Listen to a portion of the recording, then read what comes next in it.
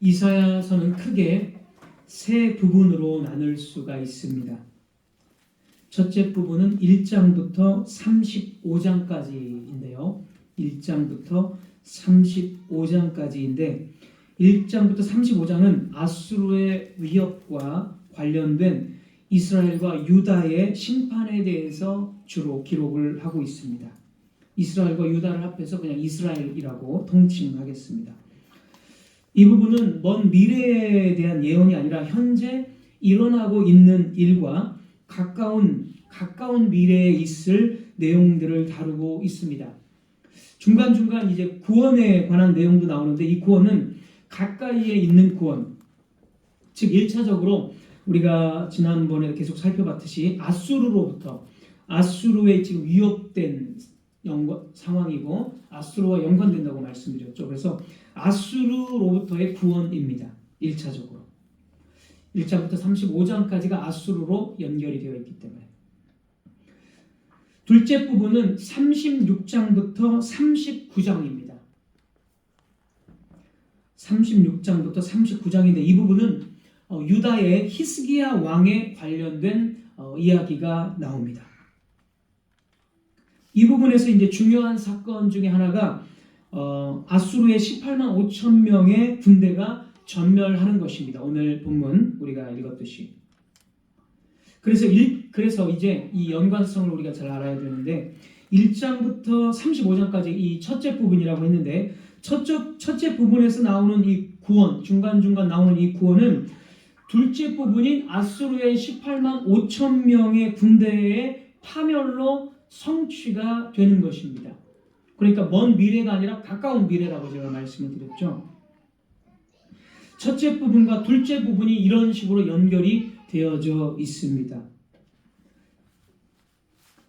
아수르의 패배가 1장부터 35장에서 나오는 중간중간 나오는 그 구원이 아수르의 패배로 일부분 1차적으로 성취가 되어진다. 이렇게 말씀을 제가 드린 것입니다.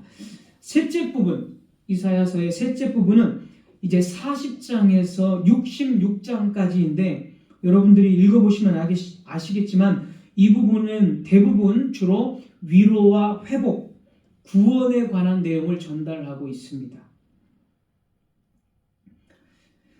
그리고 이 부분에서 이사야는 이제 좀 더 먼 미래의 이야기를 하고 있는데 이스라엘 백성들이 바벨론의 포로로 끌려가고 그리고 포로로 끌려가지만 바벨론은 또 역시 패망할 것이고 그리고 바벨론의 패망과 함께 이스라엘 백성들이 고국으로 돌아오는 것을 반복적으로 계속 이야기하고 있습니다.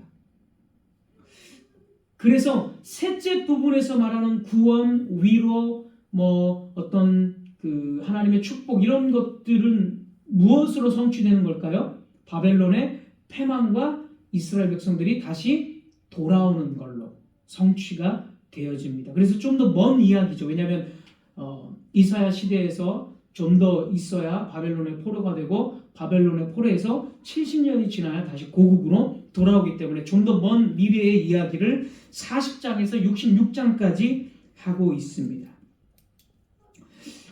그래서 이 셋째 부분에서 말하는 위로와 구원은 무엇을 지칭하는 거죠? 바로 바벨론의 포로에서의 해방을 바로 위로와 구원이다라고 이사야 40장에서 66장이 이야기하고 있는 것입니다. 자, 그런데 이제 흥미로운 점이 여기서 한 가지 있는데요.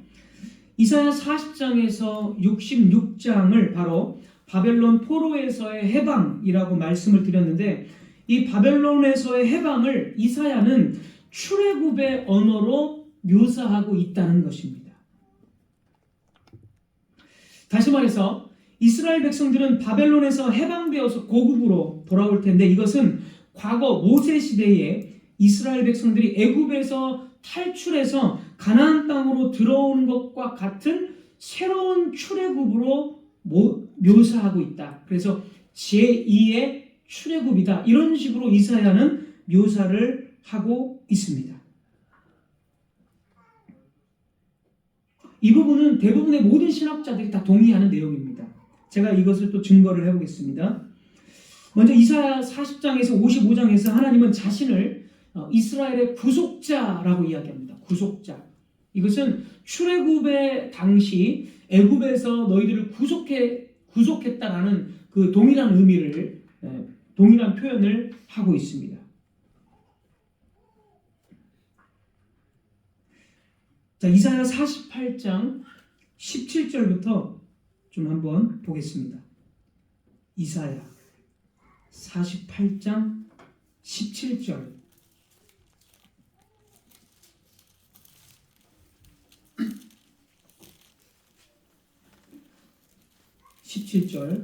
너희의 구속자시요 이스라엘의 거룩하신 이이신 여호와께서 이르시되.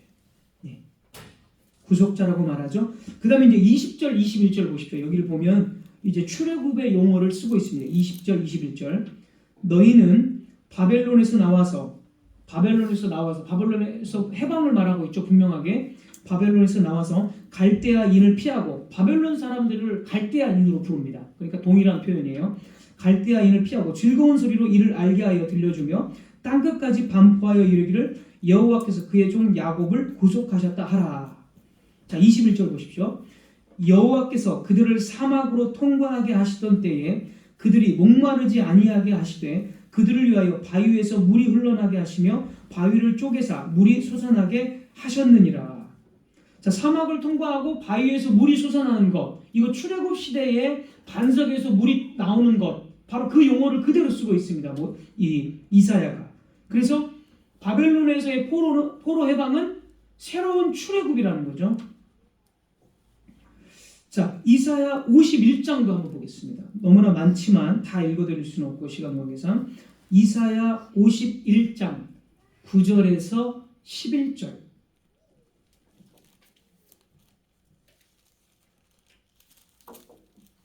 이사야 51장 9절에서 11절 제가 읽겠습니다. 여호와의 팔이여 깨소서 깨소서 능력을 베푸소서 옛날 옛 시대에 깨신 것 같이 하소서. 라합을 점이시고 용을 찌르신 이가 어찌 주가 아니시며. 옛날 옛 시대, 바로 출애굽 시대를 우선 말하는 거고요. 여기서 말하는 라합은요, 애굽을 상징하는 괴물입니다. 다른 데 보면 라합을 애굽이라고 표현을 해요. 그래서 이 라합은 애굽의 괴물을 상징합니다. 그러니까 애굽을 쳤다라는 거죠. 주님께서. 그래서 애굽을 친 다음에 출애굽을 하는 거잖아요. 출애굽 용어를 또 쓰고 있습니다. 자, 10절. 바다를 넓고 깊은 물을 말리시고. 네, 홍해 건넌 사건이죠, 이거. 그 다음에 바다 깊은 곳에 길을 내어 건넌 거, 마른 땅으로 건넌 거, 길을 내어 구속받은 자들을 건너게 하시니가 어찌 주가 아니시니까. 출애굽의 용어고요. 11절 보십시오.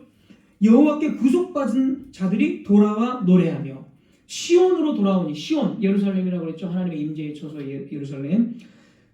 출애굽의 용어를 쓰면서 11절에 여호와께 구속받은 자들이 돌아온다는 거예요. 바벨론에서 지금 돌아온다고 이야기하는데 전부 다 출애굽의 용어를 쓰고 있습니다. 이 외에도 이사야 43장 14절에서 21절, 이거 그냥 적기만 하시면 되겠습니다. 읽어드릴 수는 없고. 이사야 43장 14절에서 21절, 44장 27절, 50장 2절, 이런 부분에서도 바벨론에서의 해방을 출애굽의 언어로 묘사하고 있습니다. 이렇게 40장부터 시작되는 이스라엘의 구원은 바벨론에서의 해방으로 묘사되고, 바벨론에서의 해방은 새로운 출애굽이다라고 이사야가 말하는 것입니다. 지금까지 말씀드린 것을 이렇게 정리를 해볼 수가 있습니다. 자, 이제 그렇다면 이 새로운 출애굽을 앞두고 있는 장이 오늘 본문이죠. 36장에서 39장. 그렇죠? 아까 첫째 부분 1장부터 35장은 36장에서 39장과 연관이 되어 있다고 말씀드렸어요. 마찬가지로 36장부터 39장은 새로운 출애굽인 40장부터 66장까지 연결이 되어 있다는 거예요. 그 두 첫째 부분과 셋째 부분 중간에 오늘 본문 36장과 39장이 딱 껴 있습니다. 이렇게 이 구조를 여러분들이 잘 기억을 하시고, 자, 이걸 기억하시고 이제 40장부터 66장까지가 새로운 출애굽이라면 새로운 출애굽을 가능하게 한 사건이 무엇이겠습니까, 여러분? 과거에 모세 시대에 이스라엘 백성들이 출애굽을 할 수 있었던 그 결정적인 사건이 뭡니까? 바로 유월절 사건입니다. 유월절에 죽음의 사자, 죽음의 천사죠. 죽음의 천사가 어린 양의 피를 바르지 않는 애굽의 모든 집의 첫째 아들들, 딸이 됐든 아들이 됐든 첫째들을 전부 다 죽였고, 가축들까지도 애굽의 첫째 난 짐승들은 가축들까지도 전부 죽였습니다. 죽음의 이 천사가 그 밤에. 그래서 이 애굽의 바로 왕은 그때서야 포기하고, 왜냐하면 자기 아들도 죽어버렸으니까, 자기 아들이 사랑하는 아들이 죽었으니까 포기해버리는 거죠. 그래서 애굽의 바로 왕은 이 유월절의 심판을 겪고 나서 이스라엘에게 항복하는 거죠. 항복하면서 나가라, 해방을 시키게 됩니다. 그래서 유월절은 출애굽을 할 수 있는 결정적인 하나님의 심판으로서의 결정적인 사건입니다. 자, 그렇기 때문에 지금 40장에서 이사야 40장에서 66장까지가 분명히 새로운 출애굽으로 묘사를 하고 있다고 말씀드렸죠. 거의 모든 학자들은 이 부분을 다 동의합니다. 그리고 부인할 수가 없어요. 그리고 제가 다 증거를 했습니다. 그러니까 새로운 출애굽이 있다면 뭐가 역시 결정적으로 이루어져야 돼요? 이 사건이 유월절에 사건이 있어야 된다라는 것이죠. 그래서 우리는 이사야서의 36장부터 39장을 오늘 새로운 유월절 사건으로 보는 것입니다. 그래서 이렇게 연결이 됩니다.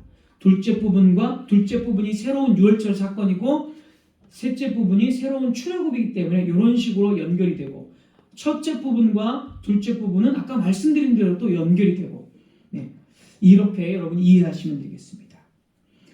그래서 오늘 이 설교의 주된 핵심적인 내용은 36장부터 39장까지가 새로운 유월절의 패턴으로 본다는 것입니다. 이제 그 이유를 그 증거를 제가 한 4가지 정도로 제시해 보겠습니다. 첫 번째로 36장 1절을 보시기 바랍니다. 이사야 36장 1절.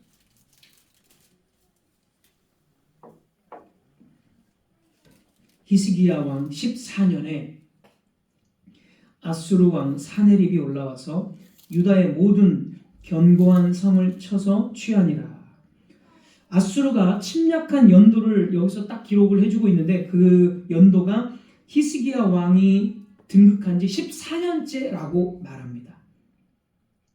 그리고 나서 36장부터 39장까지는 일어나는 사건들에 대해서 정확한 연도를 밝히지 않습니다. 오히려 예를 들어서 히스기야가 병들잖아요. 이 뒷부분 39장 38장 가보면 병드는데, 그 병드는 것조차도 사실 다른 연도에 일어난 것 같이 보이는데, 이 이사야의 이 기록은, 성경의 기록은 마치 히스기야가 병든 것까지도 14년째에 일어난 것처럼 그때라고 연결을 지어버립니다. 그때. 그러니까 아수르 왕이 망하고 그때에 이렇게 말합니다. 그러니까 14년째로 마치 이야기를 하고 있다는 거죠. 자, 아수르 왕이 예루살렘을 지금 포위한 것은 히스기야 왕이 등극한 지 14년째 일어났다는 것이 분명합니다.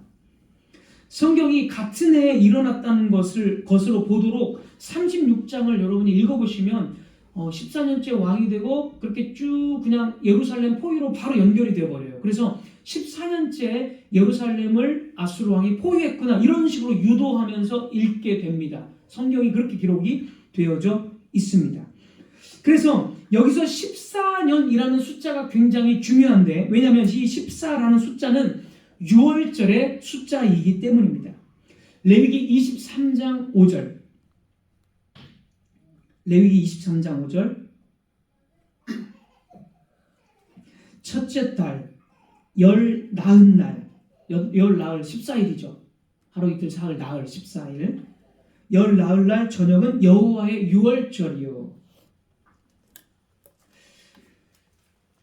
레위기 23장 5절 분명히 14일 첫째 달 14일이 유월절이라고 말합니다.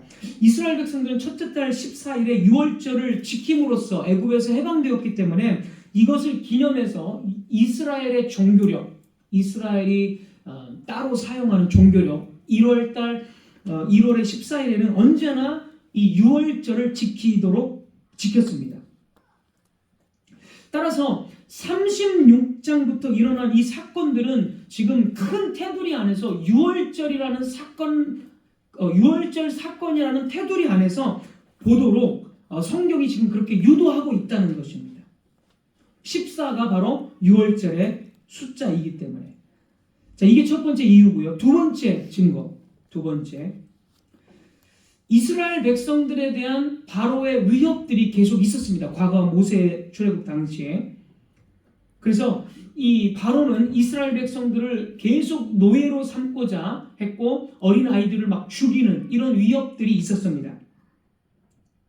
마찬가지로 이사야서에 나오는 이스라엘 백성들이 당하는 위협은 아수르가 예루살렘 성을 지금 포위해서 완전히 멸망시키고자 했다라는 것입니다.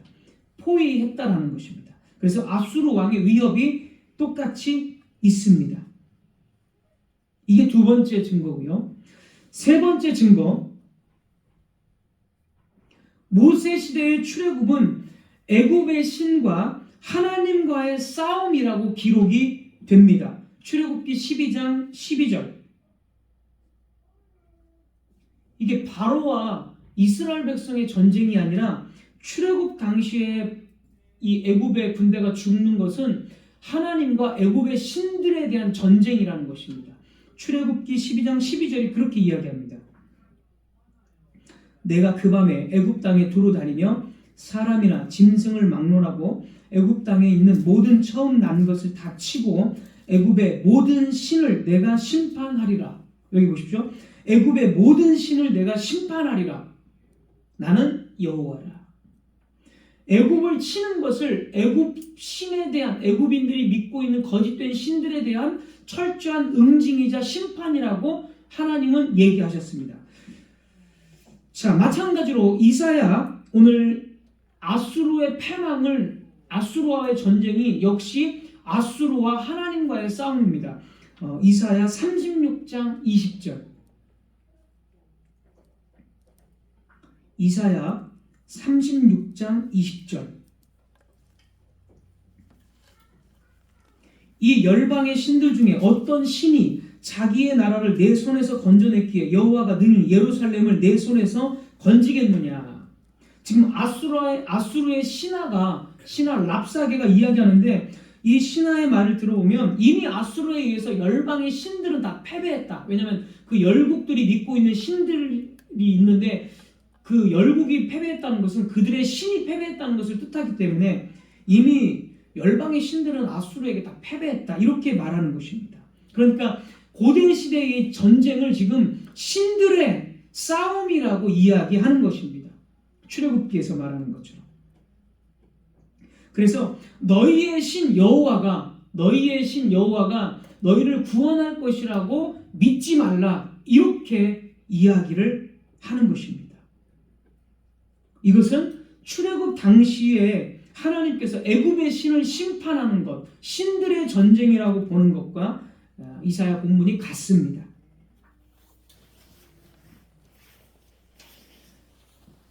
마지막 네 번째 증거, 아수르 군대에 대한 구체적인 이 심판은 애굽에 대한 유월절 심판을 역시 연상시킵니다.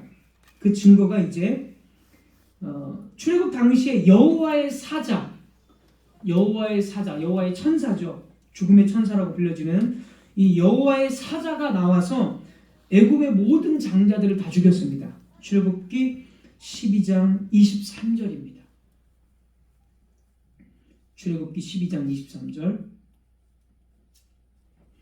여호와께서 애굽 사람들에게 재앙을 내리려고 지나가실 때에 문 인방과 좌우 문설주의 피를 보시면 여호와께서 그 문을 넘으시고, 여기 보십시오. 멸하는 자에게 너희 집에 들어가서 너희를 치지 못하게 하실 것임이니라. 멸하는 자가 있습니다. 멸하는 자. 여호와의 천사고 여호와의 사자입니다. 다른 데는 뭐 사자로 표현이 됩니다. 여호와의 사자가 애굽의 장자들을 다 심판했듯이, 죽였듯이 이사야 본문도 이렇게 나옵니다. 이사야 37장 오늘 본문 36절입니다. 이사야 37장 36절.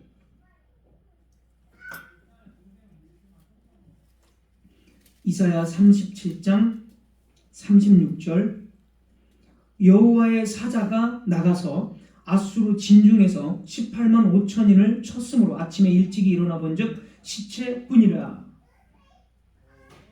밤중에 여호와의 사자가 다 쳐서 죽였습니다. 애굽 그 6월절 당시에도 그 밤에 여호와의 천사가 애굽의 장자들을 다 죽인 것처럼. 그리고 아수르의 사네립 왕은 이제 자기 나라에 가서 암살을 당합니다. 우리가 본문에서 읽었듯이 역시 바로 왕도 홍해에 빠져서 죽고 맙니다. 이런 부분들이 다 같습니다. 자, 모세 시대에 하나님은 압제, 곧 억압 속에 있던 이스라엘을 구원하시기 위해서 6월절에 바로와 애굽의 군대와 싸우셨습니다. 출애굽은 결국 하나님의 개입으로 인해 성공했고 이스라엘은 이제 구원을 얻었습니다. 마찬가지로 아수르의 압제와 포위로 이스라엘은 또다시 멸망의 위기에 있었지만 하나님께서 아수르의 군대와 친히 싸우셨습니다. 그 밤에.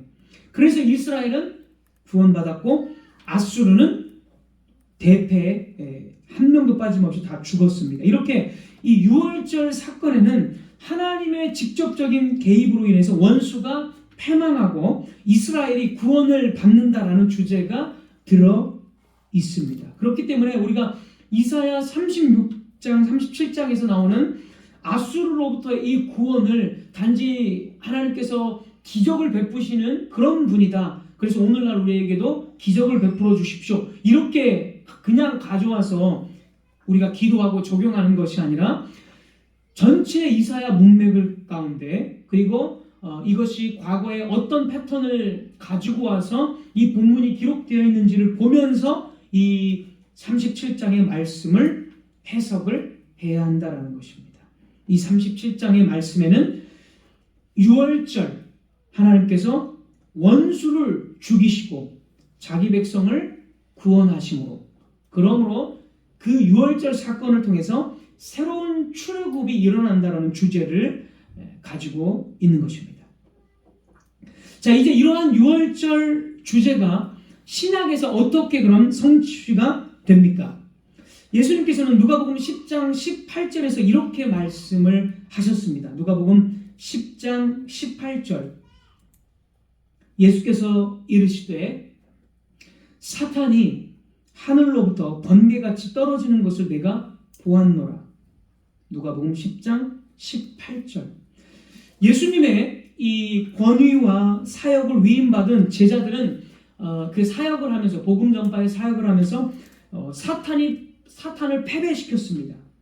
이 말은 예수님으로 인해서 그리고 그 제자들로 인해서 사탄의 권세가 약화되기 시작했다는 것을 뜻합니다. 그래서 예수님은 이제 또 이렇게 말씀하십니다. 요한복음 12장 31절. 요한복음 12장 31절. 이제 이 세상에 대한 심판이 일어났으니 이 세상의 임금이 쫓겨나리라.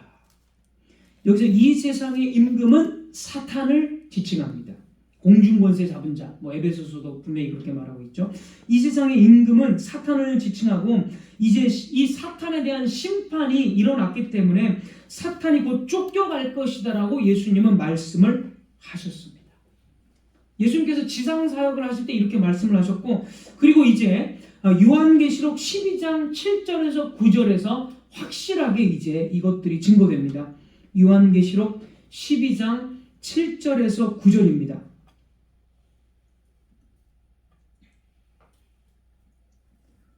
요한계시록 12장 7절에서 9절 제가 읽으면서 천천히 설명드리겠습니다. 하늘에 전쟁이 있으니 미가엘과 그의 사자들이 용과 더불어 싸울세 용과 그의 사자들도 싸우나. 자, 여기서 미가엘은 천사들의 대장, 천사들의 어떤 그 통솔자입니다. 그러나 요한계시록 12장의 문맥을 보면 그 미가엘은 누구를 지칭하냐면 예수 그리스도를 지칭합니다. 왜냐하면 구약에서도 여호와의 사자가 예수 그리스도로 많이 그 해석이 되잖아요. 천사를 봤는데 그 야곱도 여호와의 천사를 봤는데 내가 하나님을 봤다 이런 식으로 이야기하잖아요. 다 여호와의 사자 예수 그리스도를 지칭합니다. 신약에서도 마찬가지입니다. 천사들의 장 미가엘은 이 요한계시록 12장 문맥을 보면 예수 그리스도를 지칭합니다. 자, 그러니까 천사장이신 예수님이 용과 지금 싸운다는 건데 용은 뭐냐면 그 뒤에 나오면 그 용은 옛 뱀이라고도 하는 사탄을 지칭합니다. 예수님이 누구랑 싸우는 거예요? 사탄과 지금 하늘에서 싸운다는 그런 것이 기록된 것입니다. 자, 이어서 8절입니다. 8절 이기지 못하여 사탄이 이기지 못하여 다시 하늘에서 그들이 있을 곳을 얻지 못한지라. 사탄이 패배해서 하늘에 있을 곳이 없다라는 거예요. 9절 보겠습니다. 제가 계속 설명드릴게요. 큰 용이 내쫓기니 용 사탄이 내쫓기니 옛뱀 곧 마귀라고도 하고 사탄이라고도 하며 온 천하를 꿰는 자라. 그가 땅으로 내쫓기니 그의 사자들도 그와 함께 내쫓기니라. 사탄과 그의 사자 귀신들 악한 그 영들 그게 이제 그의 사자들입니다. 어쨌든 예수님으로 인해서 패배한 이 사탄이 하늘에서 거처를 구하지 못하고 내쫓겼다라는 것입니다. 땅으로 내쫓겼다는 거예요. 자, 이게 무슨 말이냐면 사탄이 하늘에 있지 못하고 내쫓겼다는 것이 무슨 말이냐면 하늘은 하나님의 보좌를 뜻합니다. 그래서 하나님의 보좌 앞에서 사탄이 성도들을 향해서 계속 고소하고 정죄하는 걸 뜻해요. 하늘에 있다라는 것은. 여러분 스가랴 3장을 보시면 사탄이 하나님 앞에 서가지고 이스라엘을 향해서 계속 정죄하고 고소합니다. 이들이 범죄했으니까 완전히 심판해야 된다고 계속 고소합니다. 그 장면이 있어요. 스가랴 3장 여러분 읽어보시면 돼요. 바로 앞부분에 나옵니다. 1절부터. 그래서 사탄이 하늘에 거처를 정했다는 것은 이게 문자 그대로 뭐 사탄이 거하는 처소가 뭐 하늘에 이런 의미가 아니라 하나님 앞에 계속 정죄하고 고소자의 역할을 할 수 있었다는 뜻이에요. 그런데 보십시오. 예수님과 전쟁하고 난 뒤에 사탄은 하늘에서 내쫓겼어요. 땅으로 갔어요. 그럼 이거 무슨 뜻이에요? 더 이상 고소와 정죄의 역할을 사탄이 할 수 없다라는 뜻이 됩니다. 이걸 상징적인 의미로 이렇게 이해를 하셔야 됩니다. 고소자로서의 어떤 이제 그런 그 명분이 없어요. 사탄이 하나님 앞에 성도들을 고소하는 정죄하는 고소자로서의 명분이 더 이상은 없습니다. 그러니까 바울이 말하잖아요. 로마서 8장에 더 이상 정죄함이 없나니 이렇게 말하잖아요. 다 같은 의미가 이런 의미가 되는 것입니다. 자, 그렇다면 사탄이 왜 원래 고소하는 자인데 사탄이 왜 고소자의 지위를 잃었습니까? 무엇 때문에 사탄이 고소자의 지위를 잃었습니까? 예수님께 패배했기 때문에 잃은 거죠. 그러면 예수님께 사탄이 언제 패배했습니까? 예수 그리스도의 십자가에서 결정적으로 패배한 거죠. 예수 그리스도께서 십자가에서 죽으시고 부활하시고 승천하셨을 때 사탄은 부인할 수 없이 완전하게 그는 패배했습니다. 그러니까 이 십자가를 성경은 뭐라고 말하죠? 전쟁이다. 사탄과 접전하는 전쟁이다. 이렇게 말하는 거예요. 그래서 요한계시록 제가 읽어드린 12장 7절에서 9절이 사탄과 예수님이 싸웠는데 사탄이 패배하고 쫓겨났다는 것은 무슨 사건을 뜻하는 거예요? 예수 그리스도의 십자가의 죽으심과 부활과 승천을 뜻하는 사건이 됩니다. 그래서 이와 같은 의미로 골로새서 2장 15절은 이렇게 말합니다. 골로새서 2장 15절 통치자들과 권세들을 무력화하여 드러내어 구경거리로 삼으시고 십자가로 승리하셨느니라. 십자가를 뭐로 보죠? 전쟁으로 보죠. 여기서 말하는 통치자들과 권세자들은 어둠의 영, 악한 영인 사탄을 지칭합니다. 사탄과 그의 하수인들. 그 사람을 의미하는 게 아니에요. 네. 성경은 악한 자를, 사탄을 권세자 이렇게 많이 표현합니다. 그래서 십자가에서 악한 사탄, 어둠의 세력들을 십자가로 승리했다는 것은 예수님이 사탄과 싸워서 이기셨다는 전쟁으로 묘사하고 있어요. 자, 히브리서 2장 14, 15절입니다. 마찬가지입니다. 히브리서 2장 14절, 15절. 그가 죽음을 통하여 죽음의 세력을 잡은 자, 곧 마귀를 멸하시며, 죽음을 통하여, 이 십자가잖아요, 십자가. 그렇죠? 십자가의 죽음을 통해서 마귀를 멸했다. 마귀를 끝장냈다는 거예요. 결정적으로 박살냈다는 뜻입니다. 그러니까 요한계시록 12장 7절에서 9절이 천사장 미가엘 예수님께서 사탄과 싸워서 패배시켰다는 것은 지금 십자가에서 죽음과 부활과 승천의 사건을 이야기하는 것입니다. 성경 전체가 통일성 있는 거잖아요. 딱 그런 식으로 말하고 있는 거예요. 그러니까 요한계시록 12절은 먼 미래 재림 때의 일이 아니라 예수 그리스도께서 십자가에서 죽으시고 부활하시고 승천하신 그 사건을 이렇게 통일성 있게 증거하고 있는 것입니다. 이어지는 히브리서 2장 14, 15절 말씀, 또 죽기를 무서워함으로 한평생 매여 종노릇하는 모든 자들을 놓아주려 하십니다. 하나님 백성들을 십자가에서 해방시켰다라는 뜻이죠. 그래서 예수님의 십자가는 사탄의 권세를 무너뜨리는 사건이었으며 이는 유월절의 패턴과 동일합니다. 왜냐하면 예수님께서 언제 죽으셨어요? 유월절에 잡히셨기 때문에. 모든 복음서, 4개의 사복음서, 4개의 모든 복음서는 예수님께서 잡히시던 날 밤이 유월절의 밤이었다라고 반복해서 기록합니다. 따라서 예수님께서는 유월절에 죽음으로써 악한 사탄을 심판하셨고, 사탄은 하늘에서 쫓겨나서 더 이상 성도들을 향해서 정죄하고 고소하는 그런 지위가 없어진 것입니다. 그래서 아까 말씀드린 대로 말씀드린 바와 같이 예수님께서는 사탄이 하늘로부터 번개같이 떨어지는 것을 내가 보았노라. 그리고 이 세상에 대한 심판이 일어났으니 이 세상의 임금이 쫓겨나리라 라고 말씀하셨고, 십자가에서의 이 유월절에 십자가에서의 죽음과 부활 승천으로 이 모든 것을 실제적으로 성취하신 것입니다.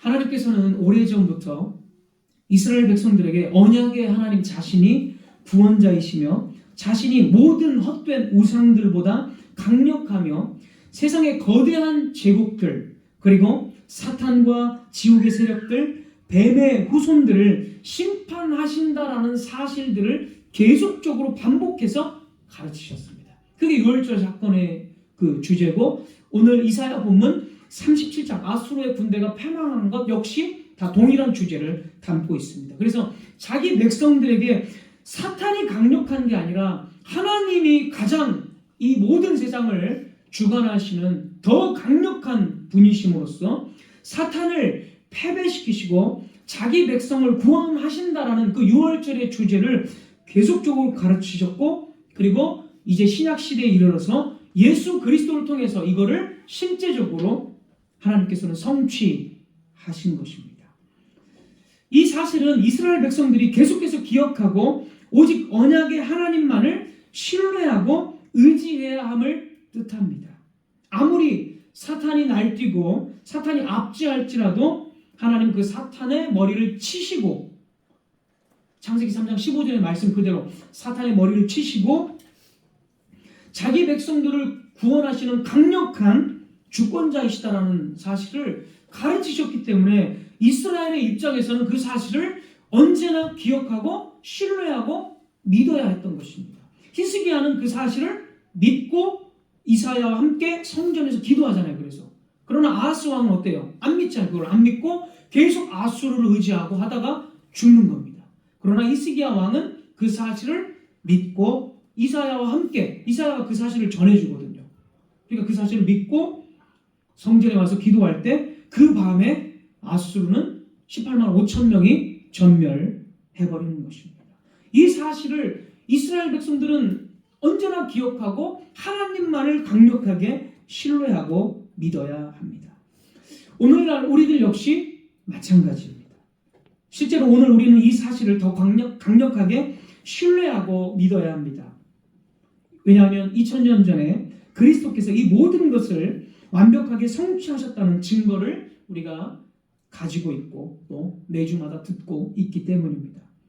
오늘날 악이 판을 치고 의인이 억울함을 당하고 정의가 사라진 것처럼 보이는 시대 속에서도 우리는 이 현실을 절망이 아닌 하나님의 통치 아래에 있는 어떤 과정으로 받아들일 수 있어야 합니다. 그리고 그렇게 악이 득세하는 세상 속에서도 하나님의 통치의 과정으로 받아들일 수 있는 이유는 언약의 하나님께서는 언제나 강력한 그 대적들을 심판해 오셨고 언제나 교회를 더 강력하게 보호하시고 구원하셨기 때문입니다. 따라서 성도는 세상의 불의 앞에서 무력감이나 냉소에 빠지는 대신 최종적 승리가 보장된 삶을 살아갈 수가 있는 것입니다. 이것은 곧 삶의 태도, 우리의 삶의 태도와 방향을 결정짓는 영적 안목이 됩니다. 하나님이 사탄보다 강력하시다라는 진리는 내면 깊은 곳의 두려움과 조급함을 이겨내게 합니다. 우리는 종종 악의 힘이 너무 크고 그 영향력이 너무 강해서 도저히 감당할 수 없다라고 느낍니다. 하지만 사탄은 독립된 존재가 아니라 이미 패배한 존재입니다. 예수님께서는 성도들을 위해서 사탄을 쫓아내셨고 하늘에서 악이 교회를 삼키우지 못하도록 다스리고 계십니다. 이러한 사실들, 즉 하나님이 최종적으로 원수들을 심판하신다라는 이 약속은 언약의 성취이며 이는 성도들이 현재의 삶에서 누릴 수 있는 위로이자 삶의 용기와 담대함의 원천입니다.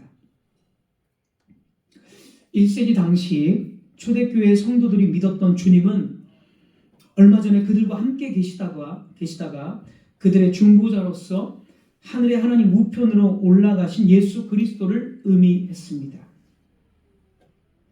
즉 그들의 삶에 힘과 활기를 주고 확신을 준 것은 바로 그리스도께서 사탄에게서 승리하셨고 하늘 우편에서 사탄의 모든 것까지도 성도들을 위해서 다스린다는 사실이었습니다. 그러니까 예수님께서 죽으시고 부활하시고 승천하셨다. 이 진술의 의미는 무슨 뜻이냐면 오늘 말씀드린 거, 강력한 사탄을 더 강력하신 주님께서 이기시고 패배시키시고 하늘로 올라가셔서 더 이상 성도들을 향한 정죄와 고소가 없고 하늘 우편에서 지금도 성도들을 위해서 강력한 주권으로 다스린다. 이런 의미입니다. 예수님께서 죽으시고 부활하시고 승천하셨다는 의미를. 우리는 그 의미를 받아들여야 되고 초대교회 성도들은 이 승천의 의미를 바로 그런 의미로 받아들였다라는 거예요. 제가 그 말씀을 드리는 겁니다. 그래서 이 초대교회 성도들은 예수님은 참 사람이요 참 하나님이시며 죽었다가 다시 살아나사 하늘로 승천하신 그런 분으로 알았습니다. 그들은 예수님의 승리를 문자 그대로 하늘과 땅과 지옥의 모든 것까지도 다스릴 권세가 있는 분으로 받아들였습니다. 그게 그들이 가진 복음이요 신앙이었습니다. 그래서 그들은 아무런 의문을 품지 않았고 주님을 전적으로 신뢰했고 작은 일 하나까지라도 승리하신 주님께 승천하신 그분께 맡겼습니다. 그들은 그것이 이 세상이나 오는 세상에서 가장 잘 알려져야 하고 기뻐해야 할 최종적이고 최고의 복락이라고 전파했습니다. 처음과 나중이신 이와 같은 주님은 자기를 구하고 자기를 의지하는 모든 자에게 부요하시도다라고 그들은 말했습니다. 주님을 구하는 자는 그분을 승리의 주로, 즉 그들의 영혼을 사랑하는 온유하신 분일 뿐만 아니라 모든 의문과 문제를 다스리시고 강력한 권세로 사탄을 자기 발밑에 두시는 분으로 믿어야 한다고 그들은 전파했습니다. 오늘날 우리가 믿어야 할 복음의 내용도 이와 똑같습니다. 그러나 우리가 세상과 육체와 사탄과 더불어 싸우고 있지만 대개 패배함으로써 우리는 이 진리를 잊고 있는 것 같습니다. 우리의 삶 속에는 하늘과 땅이 진동하는 이 승리, 초대교회 성도들이 믿었던 그 강력한 승리가 빠져 있는 것 같습니다. 우리는 마치 창백한 여자와 같은 얼굴을 하고 있는 예수님의 그림을 보듯이 예수님을 바라보는 것 같습니다. 우리는 주님을 바라보지만 거의 신뢰하지는 않는 것 같습니다. 그래서 우리의 삶은 스스로의 힘으로 살아가는 것이고 고통을 겪을 때 예수님은 아무런 힘이 없이 속수무책으로 그냥 계시는 분으로 생각합니다. 다시 말해서 우리에게는 강력한 힘으로 사탄을 패배시키시고 우리에게 구원을 주시며 우리를 위해 이 세상을 다스리시는 예수 그리스도의 승리가 빠져 있는 것 같습니다. 우리에게 믿음과 지혜가 있다면 우리는 이미 해답을 얻었을 것입니다. 그 해답은 모든 것 위에 뛰어나신 승리의 그리스도, 저 위대한 정복자 예수 그리스도이십니다. 그는 그의 원수가 미치지 못할 높고 거룩한 곳에 영원히 계십니다. 그가 말씀하기만 하면 이루어지고 그가 명령하면 하늘과 땅은 그에게 복종합니다. 그의 크신 계획의 틀 속에서 당분간 이 타락한 세상에 사나운 이 불법자들을 참아주고 계시지만 그가 원하면 언제든지 그의 손에 세상을 주시고 모든 나라들을 심판하실 수 있으십니다.